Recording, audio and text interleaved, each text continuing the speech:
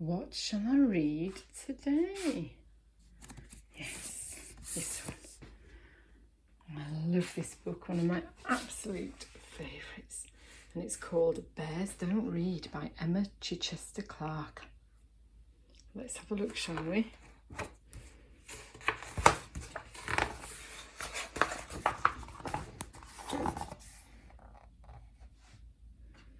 Most days, George sat on a bench at the edge of the woods and stared out at the distant hills.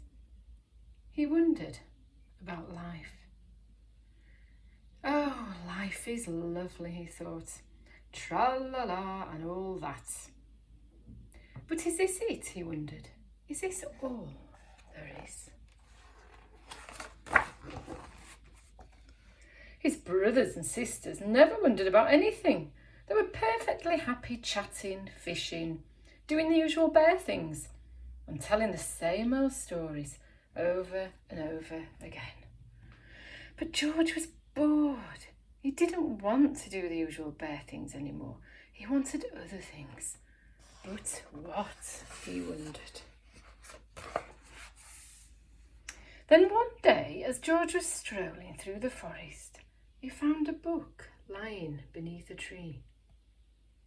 Somebody must have lost it, he thought. How interesting. Inside it were pictures of a bear, just like him. On the other pages, there were lots and lots of words. Each one, even the tiny ones, is saying something, he thought. If only I knew what it was. And this bear's having an exciting life, not like mine. George sighed. But then he had a brilliant idea. He rushed home to tell the others. I'm going to town to find the owner of this book and ask them to teach me to read, he said. You don't want to go there, said his brother. They don't like bears in town. But I want to learn to read, said George.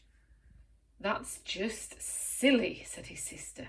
Bears don't read. Why can't you be happy doing normal bear things? But George would not be put off. He waved goodbye and headed towards the long reed road into town with the book under his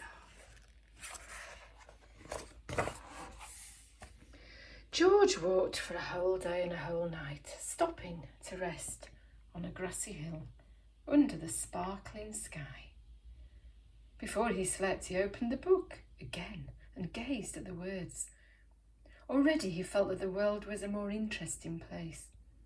The next morning, George rose with the sun, and by midday he could see the town in the distance. He smiled. It looked lovely. There must be so many people who know how to read there, he thought, and lots of new stories they can tell me. But when he arrived, everyone was running. Some were even screaming. Wait, cried George. He showed the book to a woman rushing by. Do you know whose this is? He asked.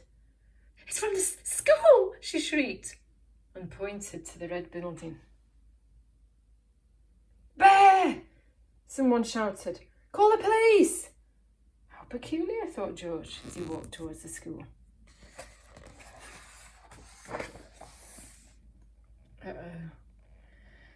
Inside the school, there was complete silence. Where was everybody? George peered over the desk. Hello, he said, but there was nobody there. Suddenly there was a shout. Freeze! Hands above your head!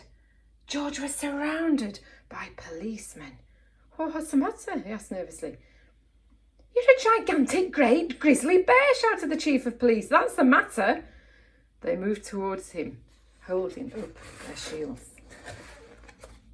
Oh, I don't want any trouble, said the chief. George didn't want any trouble either. It wasn't his fault he was a gigantic, great, grizzly bear. I think the chief is a bit frightened as well. He held the book tightly in his paw. Just then, the doors burst open, and in walked a little girl called Clementine with her mother. way, cried Clementine. That's my book.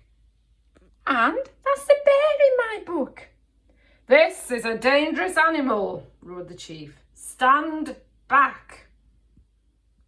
Oh, he doesn't look dangerous to me, said Clementine. No, said George. I'm not that sort of bear at all. I was just hoping someone would teach me to read. Silence, roared the chief. But Clementine wasn't listening. I'm learning to read, she said.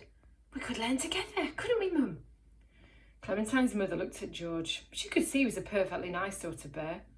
I don't see why not, she said. So, you'll take responsibility for this bear, will you, madam? Asked the chief. Certainly, said Clementine's mother. And there's no need to shout. She held out her hand to George. Very pleased to meet you, she said. Delighted to meet you too, said George. George moved into the summer house at the end of Clementine's garden, and each day after school, Clementine showed him everything she'd learned. It wasn't long before George knew all the letters of the alphabet. George didn't find reading easy at first. Even though he tried hard, he often made mistakes. But luckily, Clementine was a kind and patient teacher. Sometimes, the chief came to see how they were getting on. He's not scared anymore, is he? He brought a book of his favourite poetry to read aloud to George. My love is like a red, red rose. Then one day, Clementine said, I bet you can read this whole book now, all by yourself. George opened it and began. Once upon a time, there was a large brown bear who found a book lying under a tree. He read the whole book, all the way to the end. Bravo, said Clementine. We knew you could do it. And for George, that was just the beginning. And we know how fabulous it is to read books, don't we?